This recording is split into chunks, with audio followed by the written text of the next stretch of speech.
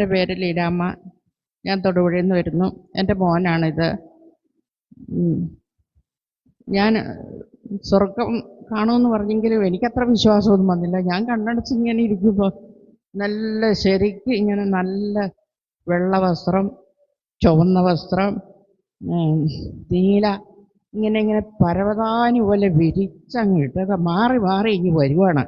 അപ്പം ഞാനിങ്ങനെ കണ്ണടച്ച് ഇങ്ങനെ ഇരിക്കുമ്പോഴാണ് ഈ മോൻ വന്ന് എന്നെ പ്രാർത്ഥിക്കും. ഞാൻ ആരാന്ന് നോക്കിയപ്പോൾ എല്ലാം ഇങ്ങനെ കിടക്കണം. അപ്പം ഞാൻ സ്വർഗത്തിൽ വെച്ച് നിങ്ങളെയൊക്കെ കണ്ടു.